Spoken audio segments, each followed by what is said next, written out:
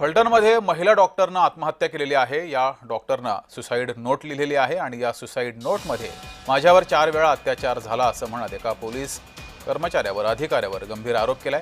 Suicide नोटमध्ये police कर्मचाऱ्यांवर अन्यही अनेक आरोप केले। तर पीडितेनं सुसाईड नोटमध्ये काय लिहिलंय पाहूयात। पोलीस निरीक्षक गोपाळ बदने यानं माझ्यावर 4 वेळा बलात्कार केला असं या महिला डॉक्टरनं लिहिलंय। पोलीस प्रशांत बनकर यानं मला सतत मानसिक त्रास दिला असाही आरोप केलाय।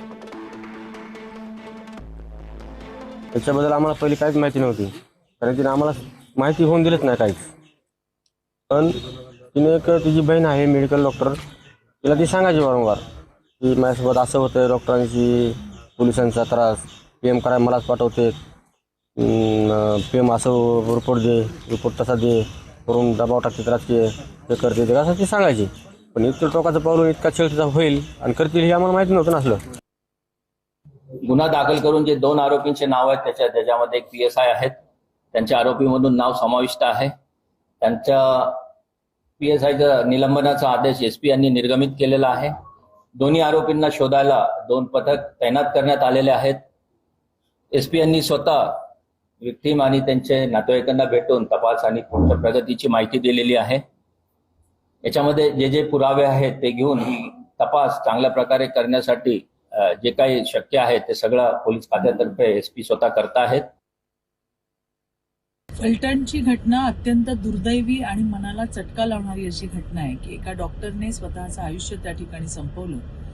याची माहिती काही वेळापूर्वीच माझ्याकडे आली आणि या संदर्भात साताऱ्याचे SP तोशीजी यांच्याशी माझं बोलणं झालंय। FIR नोंदवण्याची प्रक्रिया सुरू झालेली आहे। एवढंच नाही, जे आरोपी आहेत त्यांना सुद्धा पकडण्याची प्रक्रिया सुरू झाली आहे। एक आरोपी साताऱ्याच्या बाहेर आहे, त्याला पकडण्यासाठी पोलिसांची टीम त्या ठिकाणी गेलेली आहे। ते आपल्या सोबतच्या डॉक्टर सोबत जी काही जिल्हा रुग्णालयामध्ये पोलिसांची जाई असती हिच्या सोबतच अशा पद्धतीने क्रूर पद्धतीने तिला मरायला मजबूर करत असतील तर या बदने आणि बनकर पोलिसाला तातडीने निलंबित केलं पाहिजे। गुन्हा दाखल तर होईलच त्यांच्यावर, परंतु पहिल्यांदा तातडीने घटनेचं गांभीर्य ओळखून त्यांना निलंबित करणं गरजेचं आहे। कारण का जी आत्महत्या केलेली डॉक्टर महिला आहे तिने हातावर लिहिलेलं आहे। एका डॉक्टर महिलेची आत्महत्या ही घटना नुसती दुर्दैवी नाही तर तितकीच चिंतनीय आहे। एका सुशिक्षित डॉक्टर महिलेला आत्महत्येपर्यंतची अगतिक होण्याची वेळ काय येते?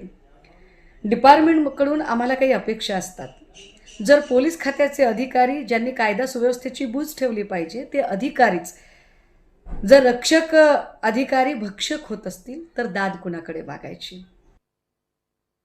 राज्य महिला आयोगाने या घटनेची दखल घेतलेली आहे। यामध्ये दोन्ही आरोपींवरती BNS अंतर्गत गुन्हा दाखल करण्यात आलेला आहे।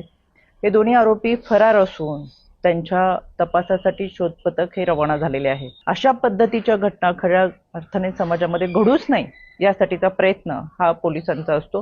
पण रक्षक म्हणून कार्यरत असणाऱ्या पोलिसांनीच भक्षक म्हणून जर कोणाच्या हत्येला कारणीभूत होत असतील तर अत्यंत दुर्दैवी आहे, संतापजनक आहे। या आरोपींवरती कठोर कारवाई ही होईलच यासाठी राज्य महिला आयोग पाठपुरावा करेल। पण खरं डॉक्टरचं आयुष्य जे असतं ते संजीवनी देणं असतं। अशा वेळेला महिला डॉक्टर आत्महत्या करतात ही अत्यंत गंभीर बाब आहे असं मला वाटतं।